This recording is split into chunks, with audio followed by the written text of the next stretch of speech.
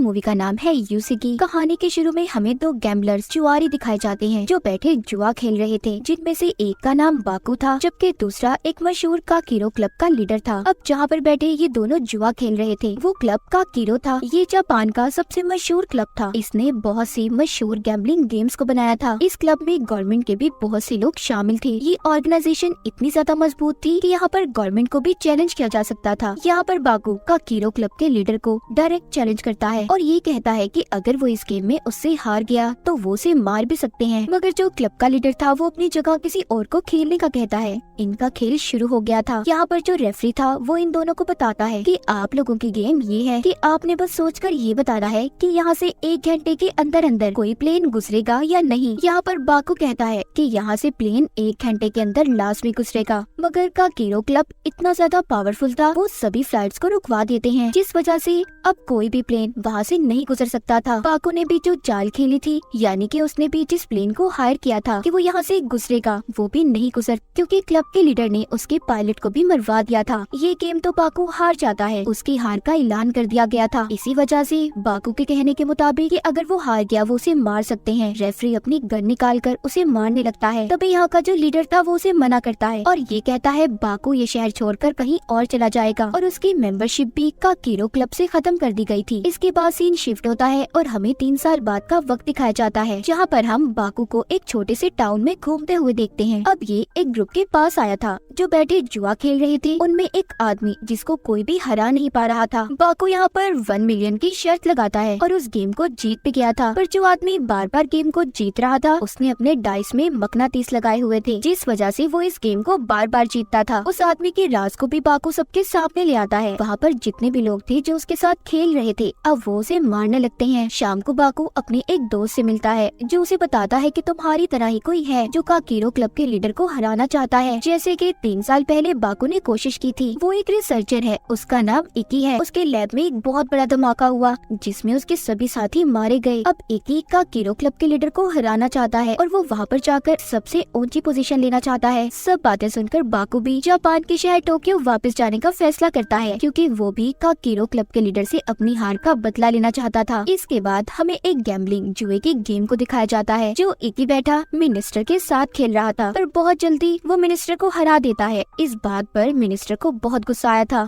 वो अपने साथियों से गेम के रेफरी को मारने का कहते हैं, क्योंकि उन्हें ऐसा लग रहा था कि रेफरी ने इकी की मदद की है। अब रेफरी पर जब मिनिस्टर हमला करवाता है तो रेफरी भी यहाँ पर लड़ाई करने में काफी माहिर था। वो थोड़ी ही देर में मिनिस्टर के आदमियों को और उसे मार देता है, जिसके बाद अब वही रेफरी इकी के पास जाता है और उसका असिस्टेंट बनने की ऑफर करता है, जिस पर इकी भी मान गया था। दूसरी तरफ हम बाकू को देखते हैं जो टोक्यो शहर पहुंच चुका था। वो वहाँ पर एक लड़के केजी से मिलता है। केजी दिल का तो बहुत अच्छा इंसान था, पर उसके दोस्तों के धोखे की वजह से उस पर बहुत बड़ा कर्ज चढ़ चुका था। बाकू को उसकी ऐसी हालत पर बहुत तरस आता है और वो उससे ये कहता है कि अगर तुम चाहो तो तुम्हारा कर्ज मैं अदा करने में मदद कर सकता हूँ। केजी जो बहुत परेशान था वो उसकी बात को मान जाता है। शाम को अब ये दोनों एक क्लब में जाते हैं जो बाकू की दोस्त का था। यहाँ पर बाकू के पास अब जो भी पैसे थे वो उससे गेम खेलता है और अपनी चालाकी से गेम को जीत गया था। क्लब में सभी बाकू की इस जीत पर बहुत हैरान थे। उसके दोस्त को भी उसकी ऐसी जीत पर हैरानी हो रही थी, क्योंकि उसने 5 मिलियन को जीता था। अब वो सारे पैसे केजी को दे देता है ताकि वो अपना कर्ज अदा कर दे और आसानी से अपनी जिंदगी गुजार सके। बाकू उसे सारे पैसे देकर और गुड बाय बोलकर वहाँ से चला गया था, क्योंकि वो केजी की जिंदगी को ऐसे अपने साथ खतरे में नहीं डाल सकता था। इसके बाद हम केजी को देखते हैं जिसने अपना सारा कर्ज अदा तो कर दिया था, मगर अब उसकी जिंदगी में कोई और मकसद नहीं रहा था, इसीलिए वो अपनी लाइफ में भी काफी बोर हो चुका था। उसके पास पैसे थे, मगर जब वो बाकू के साथ था तो उसने उस वक्त अपनी जिंदगी को ज्यादा एंजॉय किया था। दूसरी तरफ हम बाकू को देखते हैं जो अब इकी तक पहुँच गया था। वो उसे अपने साथ गेम खेलने का चैलेंज करता है, पर अब बाकू काकीरो क्लब का मेंबर नहीं था, इसलिए इकी उसके साथ गेम खेलने से मना कर देता है।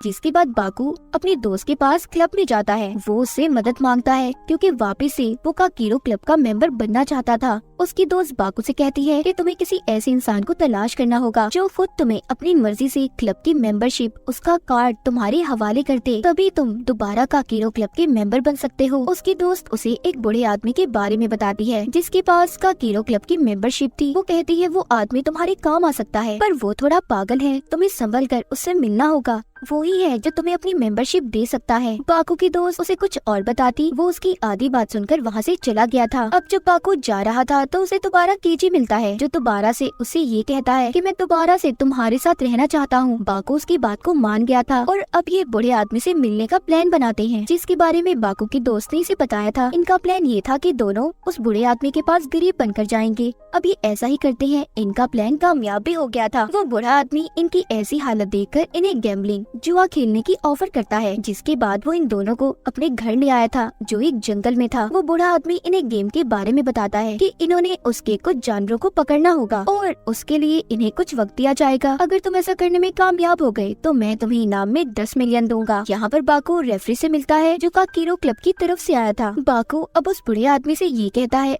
अगर मैं इस गेम को जीत गया तो मुझे पैसे नहीं बल्कि तुम्हारी काकीरो क्लब की मेंबरशिप चाहिए। बूढ़ा आदमी बाकू की बात को भी मान गया था। गेम को शुरू किया जाता इससे पहले बाकू रेफरी को एक पेन गिफ्ट देता है, जो कि आम पेन नहीं था, उसमें एक माइक लगाया हुआ था ताकि वो रेफरी और उस बूढ़े आदमी की बातों को गेम के दौरान सुन सके। अब गेम शुरू हो गई थी। बाकू और केजी बूढ़े आदमी के जानवरों को ढूंढने जंगल में चले गए थे, जहाँ पर जाकर उन्हें पता चलता है जिनको उन्होंने ढूंढना है वो कोई जानवर नहीं बल्कि बूढ़े आदमी के साथी हैं, जिनके पास गन्स भी हैं। उन्हें उनका मुकाबला करना था। यहाँ पर बाकू ने जो रेफरी को पेन दिया था वो उसकी मदद से अपनी एक डिवाइस में बूढ़े आदमी की आवाज को रिकॉर्ड कर लेता है। ये अब उसकी आवाज का इस्तेमाल करके साथियों को अपनी तरफ बुलाता है और एक एक कर मार देता है। जब ये थोड़ा सा आगे जाते हैं तो बूढ़े आदमी के साथियों ने जो इन्हें फंसाने के लिए रस्सियां लगाई हुई थी, ये उन्हीं में उन्हें फंसाकर उनके कपड़े पहनकर बाकी के लोगों को भी ढूंढ लेते हैं। इस तरह टाइम पूरा होने से पहले बाकू और केजी ने गेम को पूरा कर लिया था। इस बात पर बूढ़े आदमी को बहुत गुस्सा आता है, क्योंकि वो बाकू को जीतने नहीं दे सकता था। इसीलिए वो वहाँ पर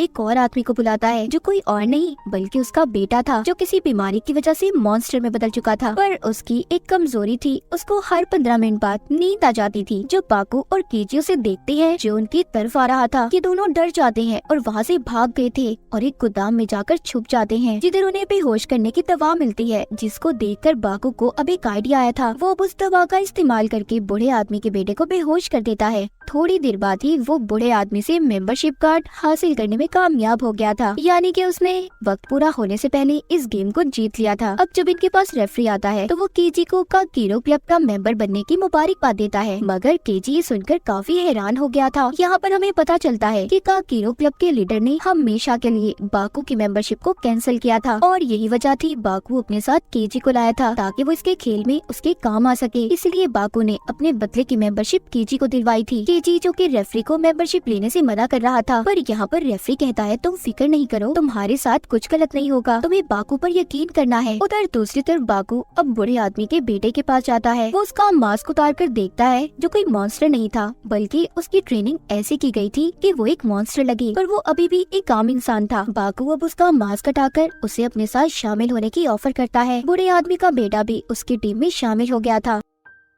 आगे हमें इकी के लैब को दिखाया जाता है। यहाँ पर हमें पता चलता है कि उसके साथियों के साथ असल में हुआ क्या था। इकी की जो इजाद थी वो उस बारे में दूसरे मुल्कों को भी बताना चाहता था बगैर किसी पैसों के, पर वहाँ की गवर्नमेंट ने उसे ऐसा करने की इजाजत नहीं दी। इसलिए वो लैब में इकी के लिए तोहफा भेजते हैं जिसमें बॉम्ब था, जिस वजह से इकी के सभी साथी मारे गए थे और उस एक्सीडेंट में उसकी आंखें चली जाती हैं। इकी अंधा हो गया था, इसीलिए वो काकीरो क्लब का मेंबर बनकर वहाँ की गवर्नमेंट से अपनी इस हालत का बदला लेना चाहता था। वो दिन भी आ गया था जहाँ पर बाकू और इकी की गेम शुरू होनी थी। उन्हें सब लोग लाइव देख रहे थे, जिनमें काकीरो क्लब के मेंबर्स भी थे। उनमें बाकू की दोस्त भी शामिल थी। जैसे ही बाकू और इकी क्लब में आते हैं, उन्हें देखकर सब बहुत एक्साइटेड थे। वहीं पर इकी का असिस्टेंट केजी को डरा देता है और गलती से उसकी गन से गोलियां चलवाकर वहाँ के कैमरे को खराब कर देता है। जो लोग ऑनलाइन इन्हें देख रहे थे वो इन पर पैसों की बेट लगाते हैं और साथ ही साथ हारने वाले की सजा को भी डिसाइड करते हैं, जिसमें सजा ये थी कि हारने वाले को उसके पार्टनर के साथ फांसी पर लटका दिया जाएगा।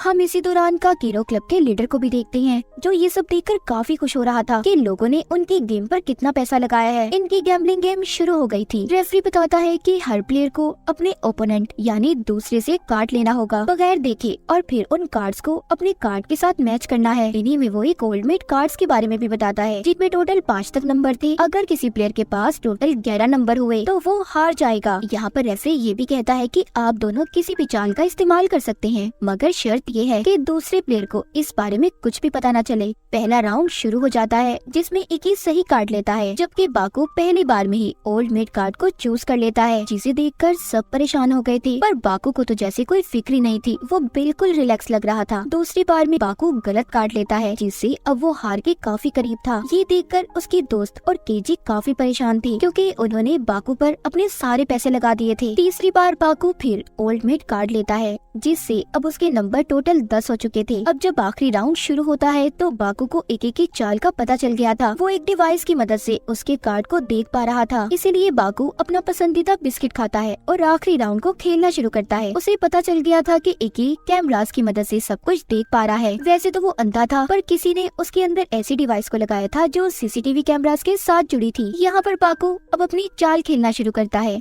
वो इकी के कार्ड्स को देख लेता है, जिससे अब वो ओल्ड मेट कार्ड को आगे रखता है। इकी उन्हीं कार्ड्स को लेता है। अब इकी के पॉइंट कम और बाकू के ज्यादा होने लगे थे। जब इकी की असिस्टेंट ये देखती है कि बाकू बेईमानी कर रहा है, तो वो अपने बॉस इकी को बताने लगती है, पर यहाँ पर कोई भी किसी की मदद नहीं कर सकता था, इसीलिए रेफरी उसे चुप रहने का कहता है। बाकू गेम को जीत चुका था और इकी के बारे में भी वो सबको बता देता है कि इसने सारे खेल में बेईमानी की है। अब ये सब देखकर इकी के असिस्टेंट को गुस्सा आ रहा था। वो बाकू पर हमला करने वाला था, तभी रेफरी उससे लड़ता है और इसी लड़ाई में इकी का असिस्टेंट मारा जाता है। अब जैसा कि हारने वाले को फांसी पर लटकाया जाना था, इकी और उसके साथी के साथ ऐसा ही होता है, पर मरने से पहले इकी ने अपनी हार को कबूल कर लिया था। कहानी के आखिर में हम बाकू और उसके साथियों को देखते हैं, जो गैम्बलिंग एरिना यानी कि जुआ खेलने वाले क्लब में जा रहे थे। और इसी के साथ ये कहानी यहीं पर खत्म हो जाती है।